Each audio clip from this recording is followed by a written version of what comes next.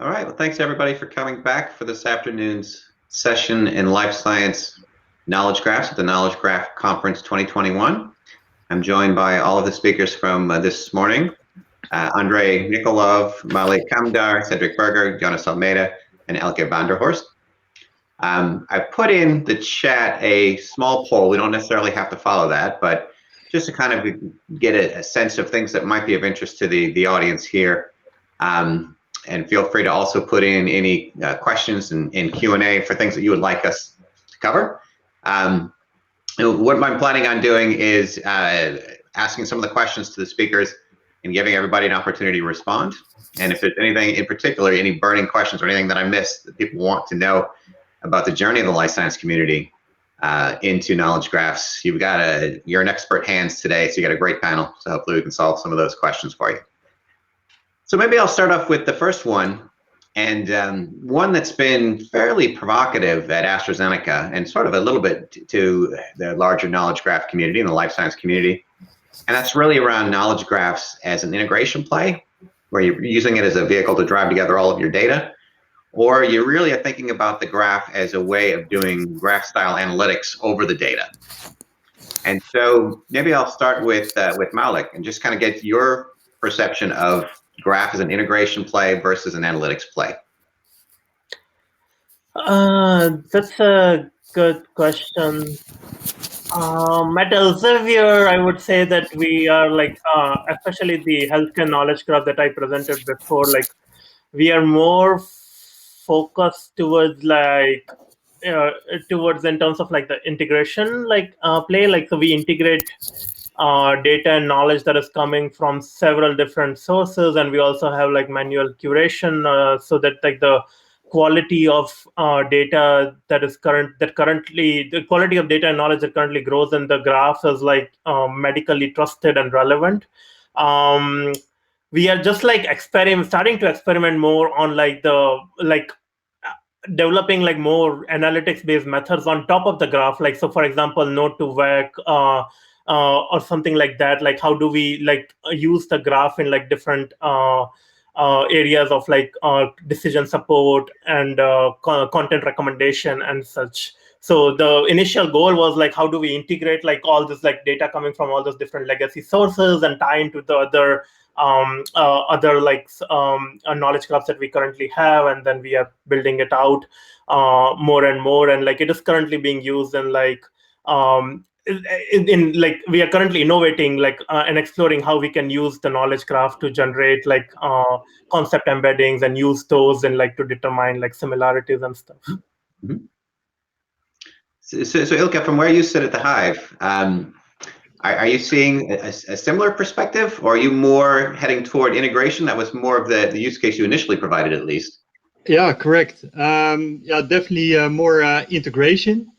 Maybe a small thing I noted myself. I come from small molecular research, and building a knowledge graph for this domain, you always see the same players. So you see drug, you see disease, target, drug binds to target.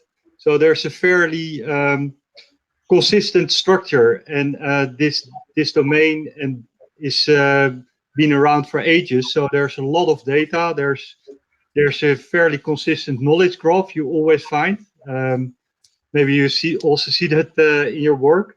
Yeah. But yeah, the research I just presented, those kind of new therapies, they all have their own very different way of acting. For instance, oncology or cell therapy.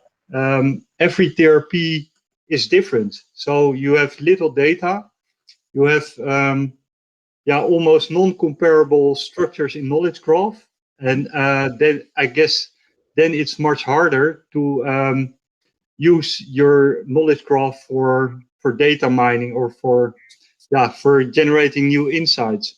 While for drug discovery or probably the health graphs, health knowledge graph that was presented, that's presumably easier to mine, so to say. Mm-hmm. So I would imagine that Andriy and you and Jonas might have a slightly different perspective. Well, actually, not so much. Also, my project primarily is aimed at using the knowledge graph as a means to support analytics and machine learning. But this integration function, it's always there. So before we can use the graph to train some machine learning algorithm, we need first to integrate all the various data sets which would be used as a training data. And for that, we need to align them and perform all the same data integration tasks and overcome the same data integration challenges as if the graph was primarily designed for that. It's rather at a different level when the requirements of which arise when the graph is used afterwards for data analytics, they sometimes and in some way modify and influence the requirements which have to be taken into account in the integration stage. Tom, I'm going to be the dissonant voice. I'm expecting it. Yeah, all right. But it's not so much that I disagree with the previous responses. It's just that the place where we are when using knowledge graphs. So at NCI, the main problem we have is that there are a lot of studies going on with hundreds of thousands of people. One of the studies, all of us, is actually 1 million. So it's a lot of data that has to be ingested at any given time. And any request for semantic sanity would slow down the data ingestion. So we do annotations when we need to analyze the data. So when we say we need to train AI to predict outcomes or to reclassify things. So you're probably thinking, okay, so how do you answer this issue? So we have some documentation on this if you're curious. So what we ask is for the domain researchers to create concept IDs, which are just unique identifiers, dereferenceable, so in the spirit of Perls. And we tell them, annotate them best you can. We like to use JSON LD, no surprises there. So we are in the linked data model. We don't demand anything, just that they keep their house clean as they go on and they analyze more and more things. And I think you recognize the reason for this is that the methods are changing very quickly. And now with CRISPR dominating a lot of methodologies, there's a new batch of labels that need to be absorbed. And domain researchers hardly ever agree on anything. So if we let them tie their descriptors to concept IDs, we can then tie the formal labels, so the formal semantics, to the concept IDs themselves without us being tied to them. And over time, we can let people with different hypotheses about what different measurements mean, all of them point their AI engines or just more conventional multivariate exploratory engines to the data, the way their hypotheses paint them. And in my presentation, I gave an example comparing a traditional pathologist that relies on morphology, so shape is function, that's their mantra, with a molecular pathologist that knows that subpopulations may be under the cover of the genomics of a population that is not to go anywhere. So the tumor is going to stay where it is. So concept IDs as a middle layer between the observation and the semantics has proven to be very useful. Excellent. And I sort of picked you guys in a particular order because I wanted to end on Cedric thinking, all right, well, the answer is probably both. Both integration and analytics play. So then how do we govern it? How do we keep track of it? And I think that's where I'm leading into you. Yeah, to me, it all depends on the use case. First, a graph is not a solution for every data to be in this shape. Some data better be in the traditional relational databases. And when we go for a graph, I'm not a technical expert here as compared to you guys, but my understanding is that we have more RDF triples that are aiming at integrating data. It was designed for that, to my understanding. And property graph, on the other hand, are more geared toward analytics. Because the RDF is creating a complex, gigantic knowledge graph with a lot of relationship and a lot of complexity that can hinder the computing and the power of analytical algorithm. And on the other hand, the property graph is more simple, giving attributes to the edges and allows faster computational and better analytics. So it all depends on the use case. For governance, of course, in our case, we have to integrate data. So there is no question that we'll go for a property graph. We went for RDF triples, leveraging all the ontologies and the capabilities that come with that to bring together this heterogeneity of data sources. Very good. Any other comments on this question or anything else that? Yeah. Oh, I have a comment on Cedric's answer, if you don't mind. So Cedric, we tend to, when the data is just going through the floodgates, we tend to think as everything as part of a graph, regardless of the serialization. So even if it's a CSV file, we still think underneath there is a dyadic predication abstraction, and maybe that will be useful at some point. Sometimes by traversing the table, and sometimes tables are very large. For instance, a VCF file, where the genomics data is stored, is basically a table-limited format, but it's indexed for two things, for the chromosome in the position. So we can use, say, range requests to treat the VCF file as a database, and in the end extract graphs that relate to different positions. So I think, Cedric, you touched on a point that is of a huge practical significance, which is what serialization helps us in different use cases. I find that to be always a critical decision in the beginning of a project. So this one's not on my poll questions, but it's related to how we get started. And this question about use case driven approaches and sort of level of maturity, is that pretty much where most of you guys are seeing things? Start off with a use case and build on top of that? Or are there other perspectives that we're starting from?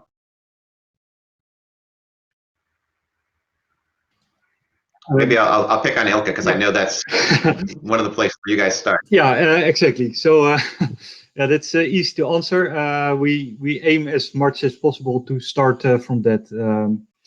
So users and use cases, and of course competency questions. To derive. Going from there, build a model, and then going from there. So for us, it's really use case driven. So maybe going back to your governance question, because I think Eelke falls into your comment as well.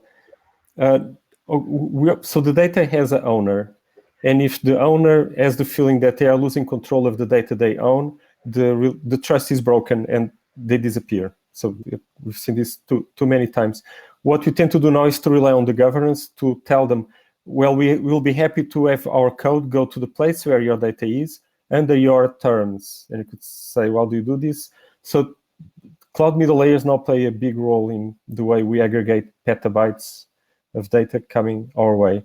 We let these cloud middle layer companies, so for Google, it would be something like Google Drive, Box.com, Dropbox, and so on. These are things that are trivial in their domain, and they know how they share with their friends and how they exclude their enemies, to be a little bit of a caricature.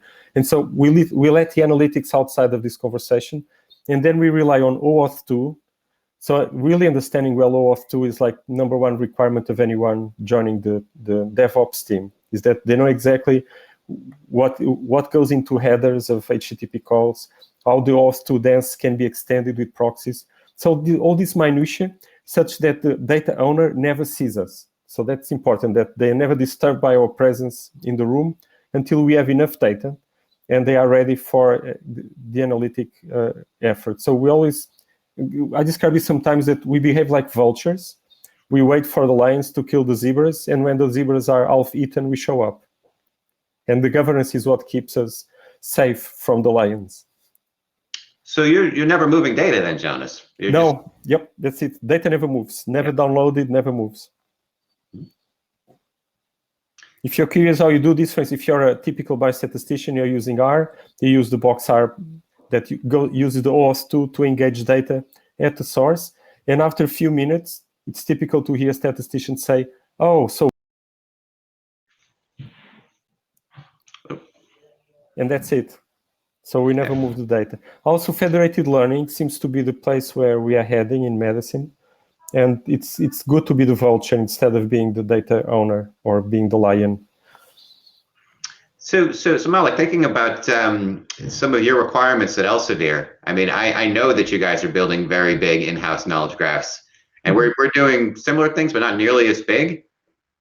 Is there a way to sort of treat, your internal knowledge graph and the federated knowledge graphs, and how are we going to have them communicate well together?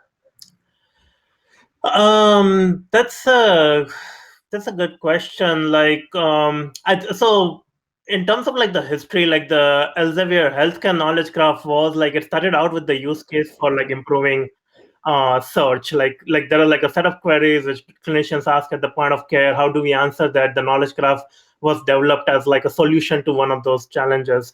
And then as it evolved, like the knowledge graph is also like continuously evolving to like serve other kinds of like products, not only search, but like recommendation, decision support, so on and so forth.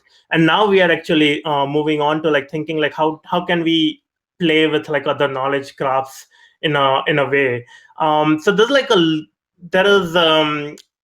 there's like different kinds of approaches. Like there is like a governance like a board within Elsevier, like a governance team within Elsevier, which looks at like the data standards, like the modeling paradigms that we use, and like there's talks about like developing a common data model kind of so that all the knowledge graphs are structured using that common data model. But then you can also look at like other approaches where like you have like some kind of like a mapping layer where the user is not does not have to be concerned about like what is the model used to represent the different knowledge graphs. He or she can just like formulate queries, and like there is like a mapping layer which transforms it according to the model that is used, and the queries are transformed and we retrieve the data from all those knowledge graphs, and then you send it back to the user. So there's like different, we're still like investigating in a short answer which one is the most convenient way to do this. Hey, Maulik, is GraphQL useful to you? This is a genuine question. I don't have a preconception. We have not actually used GraphQL that much, at least for the healthcare knowledge graph. Like we, as I mentioned before, like we develop projections in my talk. Like I mentioned, like we generate projections and services on top of our knowledge graph, and the projections are basically what users actually want, like so subgraphs from the knowledge graph which they can use and incorporate in their own product. And then if they want like dynamic querying, like we provide like services on top of the knowledge graph where they can like that serves JSON LD, but the user does not need to be worried about like doing Sparkle queries or GraphQL. In some rare occasions, we have actually generated projections in Neo4j because someone wanted to like execute more complex like property like complex graph traversal queries. So Neo4j was a solution for that. Tom, I see some questions appearing. We've got a few more answers. Yeah. So, any other comments on the utility or whether you've been bringing data in house, bring a graph in house, or have been able to federate?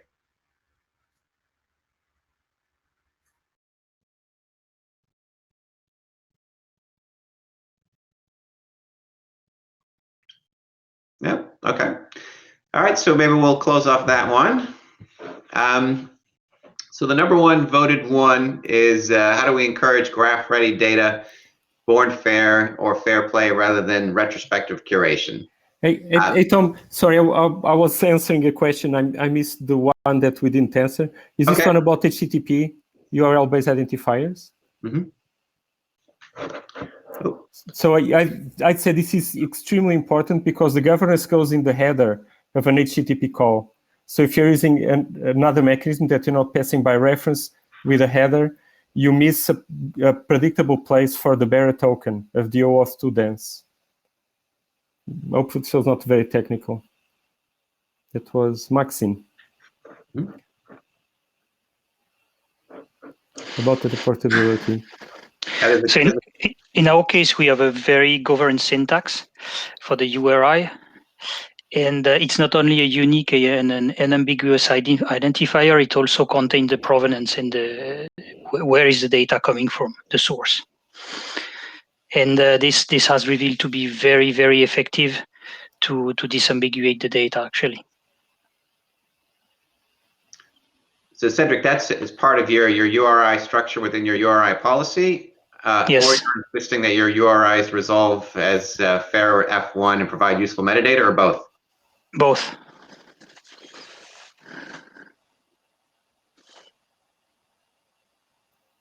Okay. So I see a question directly to me. So if it's a small data set and it's public, yes, we wouldn't worry with this. But even large data sets that are public, if they have a suitable API, and the example that comes to my mind is the use of Socrata. So some of you may know about Socrata. I know they were bought by another company. I forgot if they changed the name. But so they provide this SQL-ish API you can use in the composition of the URL. And so that allows us to traverse large data sets in the public domain. So the size of the public data set ends up not to have a role in this decision. That's a question by Umberto Perron. Excellent. So there's an interesting question from Neha Kashan. Do you suggest we should have a general worldwide centralized form of the EU GDPR system? I'm not answering this question. I'm actually going to mute. I mean, we have this challenge frequently about primary use versus secondary use within data that we get within pharma. And with GDPR, we have other concerns about things like the right to be forgotten if you're in a study. And I know that this is a challenge for all of us. And so this is related to one of my poll questions about things that we can do pre-competitively. And so in my opinion, this is something that we need a solution for this sort of, just what is the model for data use, data access, data authentication related to GDPR, related to primary use, related to secondary use. We actually had in the FAIR Plus cookbook team a contentathon. So this is their version of a datathon that kind of explored this a little bit relative to using DCAT for data set records. So in other words, can you package a set of say patient level data, sample level data in a DCAT record that also includes how it can be used for what questions, whether it's a primary use question, a secondary use questions, and how do you remove patients that no longer consent to be used in that study. And so that one, I think is one we need to get to the bottom of. And so that'll be interesting to see if we can solve that in some sort of a pre-competitive way. So I just jumped in his chair and took prerogative to address that question, but happy to turn that over to the panel. So we have a lot of GDPR issues, Tom. That was the reason I muted myself originally.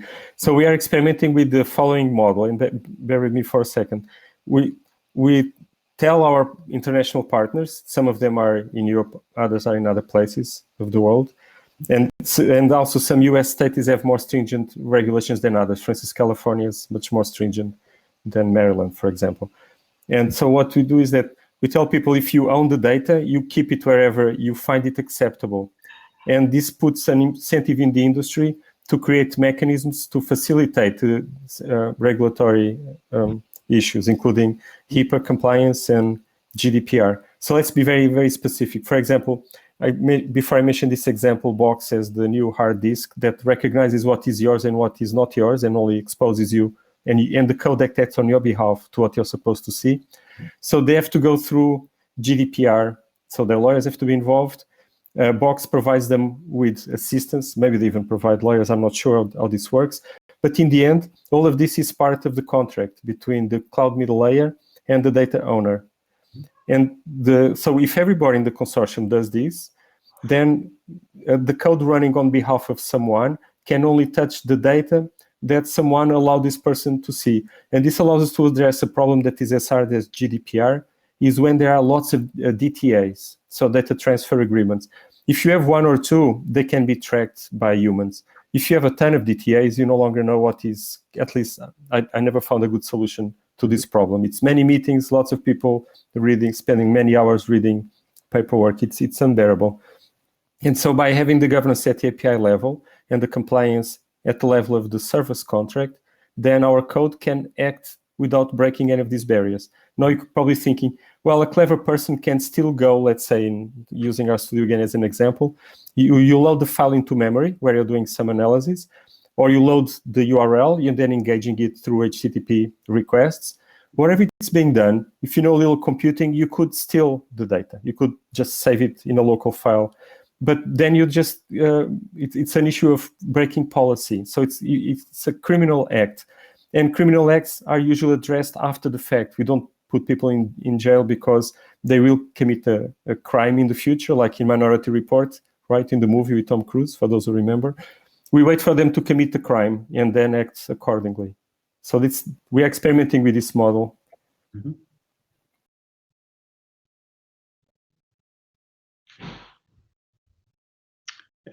So Jonas has taken on a hard one for us. Any other comments from the panel on this the GDPR question?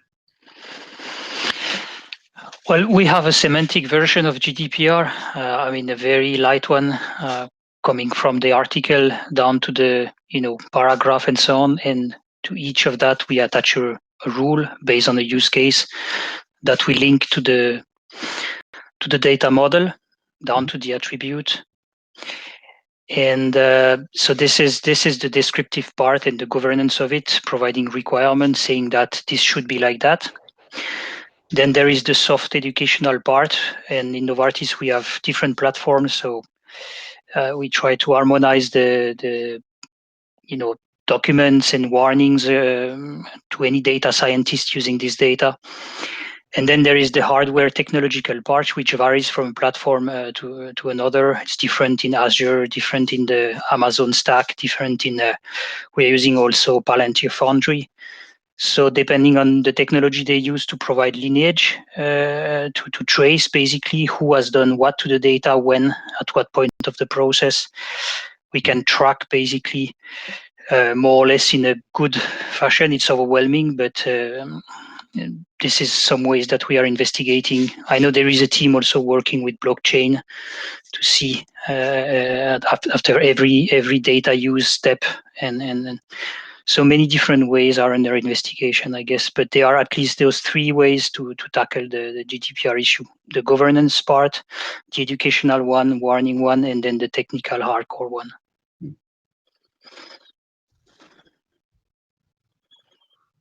Very good. Okay, so related to this, there's a question from Steve Kurtzkovich about does this federated approach with GDPR hurt performance? So I wonder if we want to have anybody take that one on.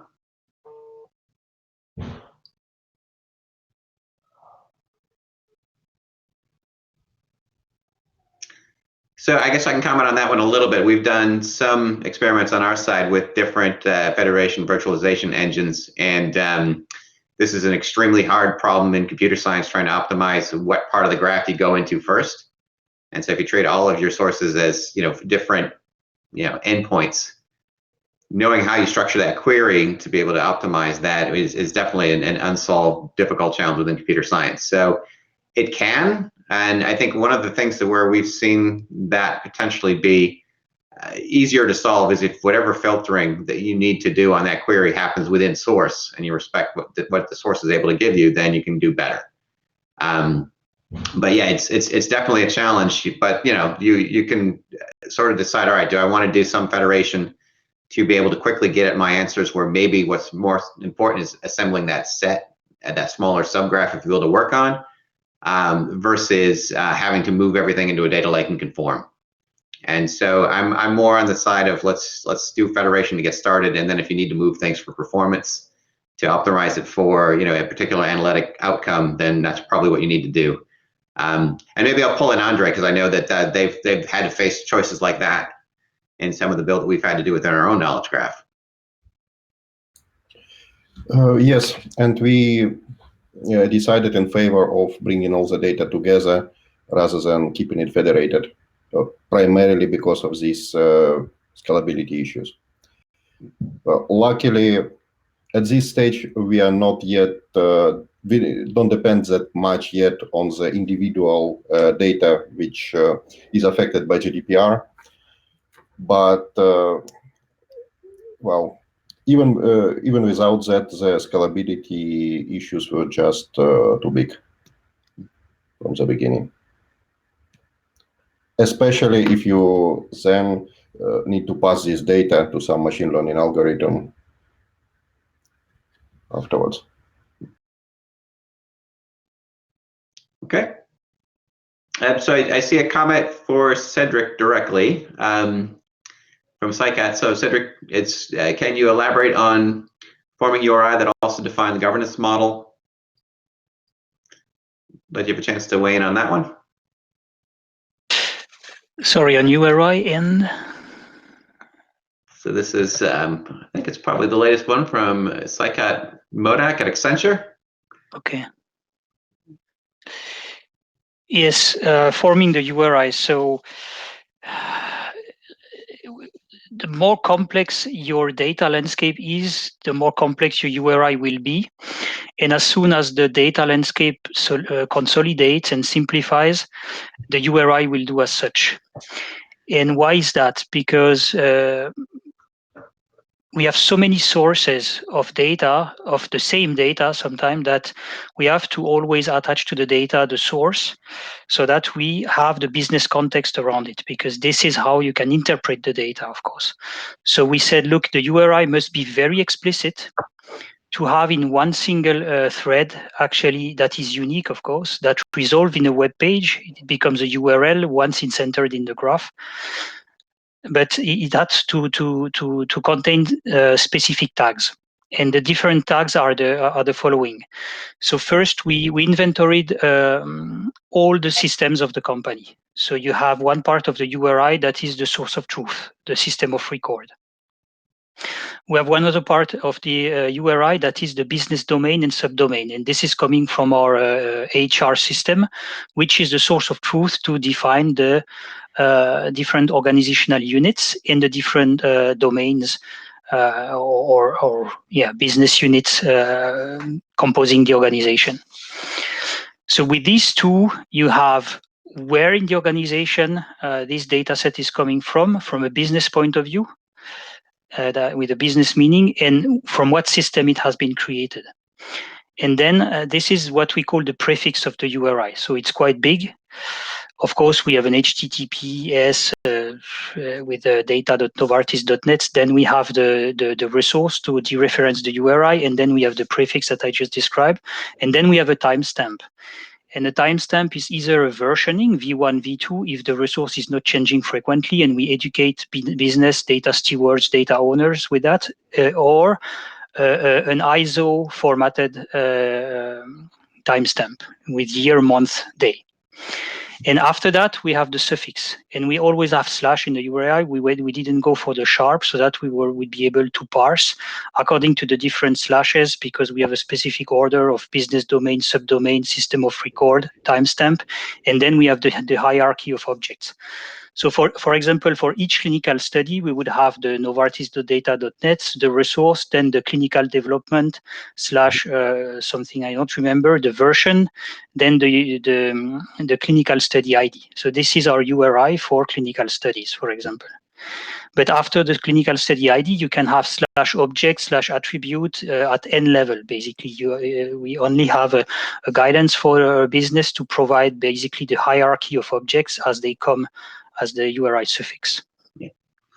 We've recently undergone a revision of our URI policy that we started off with about 8 years ago, and it was pretty stable for about 8 years. And now it's been slightly updated as the community has moved on, and certain things have changed from the old Tim Berners-Lee cool URIs guidance, just sort of the practice of that. But that's the foundation. So you can't go anywhere without it. Yeah, and what's interesting to see is the dynamic of the URI. Because, for example, when we start to have self-mastering around clinical study, then the URI shortens, of course. You don't need those business domains anymore. You don't need the timestamp because you have one unique central master data that is spread across the company, and there is no need for disambiguation at URI level anymore because everybody knows that this is the resource that you go there, so the URI is much shorter. Mm-hmm. So it occurs to me, so related to that thread, we'll put up a persistent URL server. We'll make some commitment to keep the names of these identifiers in perpetuity for as long as until the next merger happens. Jonas, when you think about the open web and where you're pulling things from, I mean, how do you guard against link rot in the open web and resources moving? So if the data doesn't move, I only have to worry about the API, and you're right. So what models are out there? For example, SEER and the census, they rely on API keys. And so their governance is just a governance for load balancing. It's essentially that they want to know if there are specific people or entities that are overusing the resources. So it's nothing to do with constraining the access. So the next level, I think, would be the shortest form of OAuth 2, where you get a better token but no scope. And again, that would be one where somewhere we know what you're supposed to be doing or who you are, and then we just provide this. But that's a silly solution. So a scoped OAuth 2 dance is, I guess, where we set the ideal position. And you see this, for instance, in practice, when we are harvesting people's wearable sensors. For instance, I'm wearing one here, and can I harvest my personal Fitbit data in a web application by just dereferencing a URL? And I can. So it goes from me to Fitbit, or no, it's Google, and they ask me which of the sensors am I sharing with this application? And then you have this URI redirect. You may remember this from the OAuth 2 dance. And this goes back. And here we replace the study nurse, who typically has a piece of paper and asks the patient, are you allowing this, this, and this? The equivalent checklist pops up in the screen. So we tend to move to consumer-facing solutions, because I think, Tom, your hidden question is, whatever we come up with has to scale well. Otherwise, you'd have to have an army of people doing lots of things manually and worrying about semantic niches where things may be sensitive or where things may be completely public. And the governance has to do with managing a service than managing access. Does that answer your question? I mean, it's that, and I'm thinking about, all the problems we have in pharma trying to reproduce research when, we pull it back from original papers and it's long gone. And so everything that we've had to do around rot and around, URIs not being maintained, and how within a company we have at least some control over that. Yeah. So, so yesterday a paper came out in Nature about reactive notebooks. I highly, highly recommend it. And the first number that will surprise you is that even when you have the URIs being tested by their use in a workflow, let's say in Jupyter Notebooks, we know that only 24% of all GitHub pages or GitHub repositories with Jupyter Notebooks still work at all. And only a total of 4% returned the same result that they were supposed to when they were published as supplementary material to a paper. So, Tom, I'm going to say you're not surprised by the numbers. We were a little bit shocked that they are so dreadful. But I would say that if we are using reactive notebooks as a type of test-driven development, just to use a software engineering sort of analogy, then it's much easier to keep track of this. And the web stack has a few properties that you don't find in many languages. For instance, it's backward comparable all the way to the source. I think except for Mathematica, I don't think you find many other stacks where this is true. If you're in an environment where, for instance, things are broken or broken at some point, like MATLAB version 2006a, so I have some scars, Python between 2 and 3. So even at that level, we have been breaking things in ways that are unconscionable, I think. So we need some sort of practice. And anyway, the paper came out yesterday. It's about reactive notebooks. I highly recommend it. If you can track that one down and drop it in the chat or in text, that'd be awesome. Good point.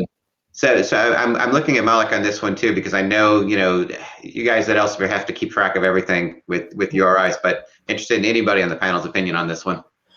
So that I think like we follow like a similar like scheme that Cedric mentioned, like in terms of like URIs, like we have got like the main like the namespace like data.elsevier.com, and then like depending on which graph it is, like so in our case it is the healthcare graph, so like the URI goes like /health, and then like depending on like whether it's like the core knowledge graph or it's like something where we actually have coming from like something that is not in the part of the knowledge graph, but it's still like healthcare data, like the URI changes somewhat. And then you've got like the concept, like whether it's a drug, a disease or something, or it's just like a simple concept. Like, so we do like concept and then like some kind of like a unique identifier representation. One thing we did like, and I think I might have briefly touched in my talk is like, so we have got like URIs for like different concepts, but because our relations also have a lot of granular information associated, like, so all of that has like a URI associated with it.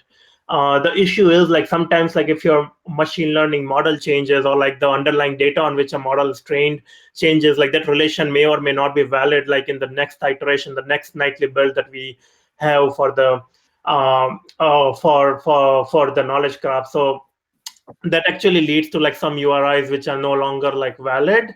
But you know, that is like something that we have like that issue. Like generally URIs are supposed to be persistent, but like in some cases like we end up with URIs which don't exist anymore.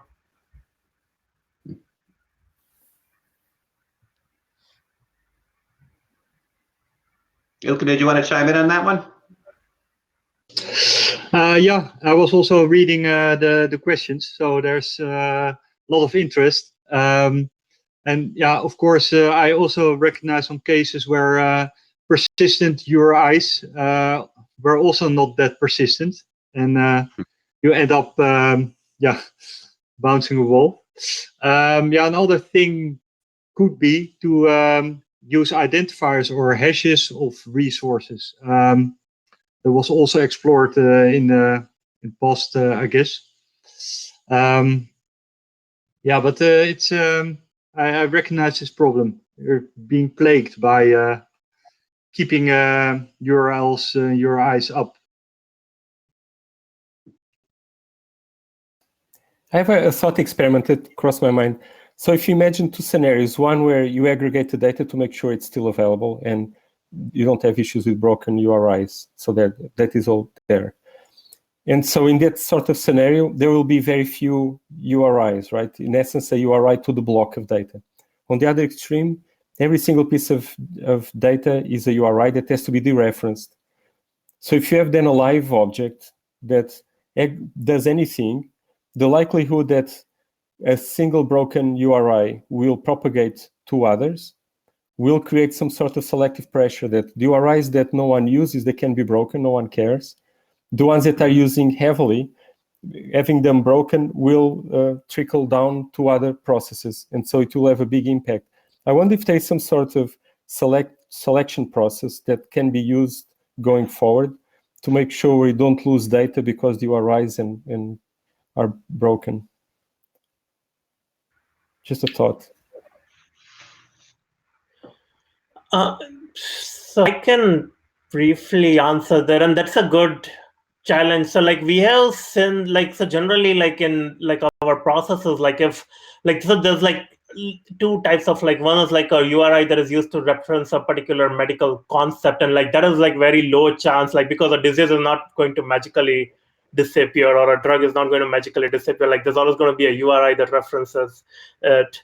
But in the likely scenario where like unlikely scenario where there is like a medical concept which the URI is no longer valid, we do like have like automated tests and like ways to like ways to identify whether a URI has like is no longer prevalent and like notify others who are actually using them.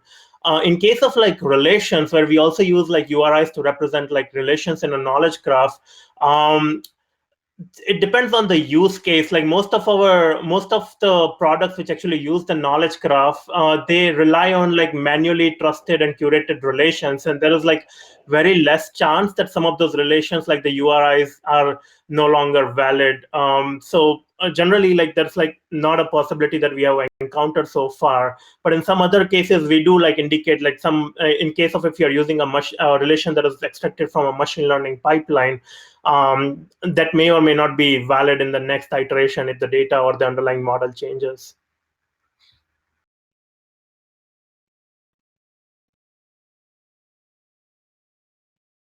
Okay, so I see Jonas has posted the Nature paper. Thank you for that. And part of me wants to react to this last conversation really with the idea that this is sort of, fair data 101 around, making sure that your metadata persists even if your data is gone. But I think a lot of the real challenges with the FAIR principles is that they are principles and they don't have strong implementation patterns, at least not really till recently, where I think the communities, especially the life science community, is getting back together and saying, okay, well then, how do we do this in AstraZeneca? How do we do this in Novartis? How do we do this in Roche? How do we do it elsewhere? And I think that's where we're now starting to see the FAIR implementation patterns coming out of some of the Go FAIR efforts, where we are kind of saying, all right, this is, where we have agreement. And so we've all just been talking about our URI policies to some extent. And I think that's one place where we're starting to see pretty decent agreement around the general structure. So I could see sharing URIs with Elsevier, with Novartis, with anybody, on the call, because I think that's probably not proprietary. I think the other place where we've really seen convergence is around the use of DCAT. And so I know there's going to be a session on DCAT. Hopefully it's not concurrent with this one. But all of us have pretty much come to the agreement that we really like that as a basic data cataloging model. And so I guess that was one place I almost put that in as one of the questions for the panel, is just to kind of get a temperature check about if that idea that we're seeing about the FAIR implementation profiles, or the FIPS, around DCAT, is that pretty prevalent in your organizations? Is that what you use to describe data sets and data set records?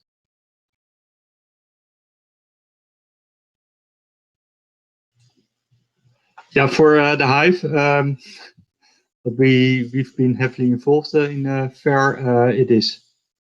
I'm curious about the others.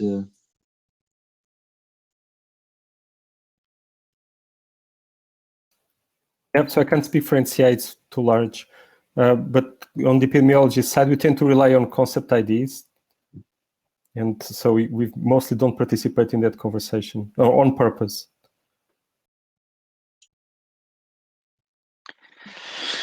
Well, at Novartis, we have two approaches. We have the approaches that my team is pushing at the chief data office level, that is using a graph and DCAT, and actually a simpler version of DCAT that has been a bit completed by some other fields. Mm-hmm. And there is the IT approach, where basically we are building a product that is a federated search of data sets across different platforms. And of course, for the moment, I have a hard time to make my version compatible with the IT approach. So let's see. I think Andriy and I are working on the same challenge, but we're getting there. Okay, so we've got a few minutes left on the panel, and I thought maybe what I would do, we've had a chance to go through a number of the topics and the poll questions. I want to give everybody a few minutes to just sort of reflect on, their journey in their organization and where you're at in your level of maturity for your organization, and maybe share some lessons learned about some of the lumps you've taken along the way, to help some of our colleagues that are watching us today, so maybe we don't repeat some of the same mistakes. Does that seem like a reasonable way to finish this conversation today? You mean like a confession, sort of? A little bit of a confession, sure. Okay. So I learned what really Jim Handler meant when he said, what is it? A little semantics goes very far. So the idea that semantics is about facilitating interoperability. I think the FAIR conversation we are part of right now is a wonderful corollary to those old ideas. So I learned not to tell other people what their data means and remove myself from this conversation. Programmatically, that requires us to endorse what I thought was an ugly solution, which is to have concept IDs and have large initiatives create uninformative, there was a question about this, uninformative URIs, and so decouple the two things. So the ability to find something from the ability for domain experts to annotate them in ways we may or may not agree. Thank you, Jonas. Andriy, you want to pick it up? Well, for me, the main lessons learned was mainly about interaction with end users, because I was working on ontologies and semantic web for most of my career, but only recently joined an organization dealing with the life sciences. And it's, the biggest lessons learned was actually that the value comes from interaction with end users and with the domain experts, and how the optimal solution arises only in collaboration. Thank you, Andriy. Cedric, you want to pick it up? Sure. So it looks a bit of self-advertisement, but I just published a LinkedIn poster about that. Actually, it's about all the learnings that I collected from my 4 years now experience pushing those semantic web principle, graph-based, data-centric approach in a big organization. And it spans from culture change to system versus data-centric approach versus culture is about everything and agile methodology. So you can have a look there. I can copy the link in the chat. Feel free to reshare if you think it adds values. All right. Thank you very much, Cedric. Elke. Yeah, so we're a consulting company, so I can speak about companies we work for, and what our learnings are. So some things are really covered. So the understanding that there should be an enterprise knowledge graph, that we need a shared semantic model, and some playbook for publishing and using URIs. But another part, and that's also a new area for us, is then if we make everything fair, if we integrate everything, that's really useful for users. But how is my machine or my algorithm going to find its data? And when is data suitable, or what they say, fully AI ready? And that's something where we still exploring now. But that's it for me. Excellent. And Maulik. So I feel so coming fresh from like an academic background, like one of the major challenge in the last 2 years is like, and I actually touched over this in my presentation, is like how to make a knowledge graph tangible to like the vast diversity of stakeholders in like big organizations, but even like in small organizations. And that also ties into one of the questions that I see, like how do you market your knowledge graphs and manage your stakeholders? Like, and often the mentality like that is often like, oh, if you build this knowledge graph, people are going to come and use it, is not always true. Like, so there's a lot of convincing that goes. And one thing that we did figure out in the long run is people are not that much interested in like URIs or RDF or Sparkle. Like they want more something that is more tangible. And we started developing more and more like visualizations of interfaces on top of a knowledge graph to show this is how you can use this knowledge graph in your project, and this is all the APIs that we provide them, and like you come and tell us like what else can we build for you. So that is something that is like important lesson that I personally learned, like coming from an academic background. Like I was more interested in like query federation and like how to like all the standards and everything, but working in an organization like and having people adopt your knowledge graph in an organization, this is one of the biggest challenge that we have faced. Excellent. Thank you, Maulik. Yeah, I guess the only thing that I would add to that, I think I've made many of the same mistakes and been down many of the same paths as all of you. I've come to the realization that one way to solve these problems is to be really vocal about them in public and have your smart friends solve them for you. So I'm a big advocate of free competitive consortia. I've found a lot of value in the Pistoia Alliance and in FAIR Plus and many others, Open Facts before that. And I just say participate in those and get your smart friends in your community to work in the same direction. So I guess that's, thanks everybody for participating in a really great, wonderful panel. I think we've been all over the place, and just you've given me a whole bunch of great stuff that I can take back and learn more about and hopefully bring that into our organization. So thanks for all of your insights and willingness to share. And so with that, I will let you go, and we'll see you on the other side of the conference. Great. Thank you, Tom. Bye, everybody. Thanks. Thanks. Bye-bye. Thank you. Thanks all. Bye.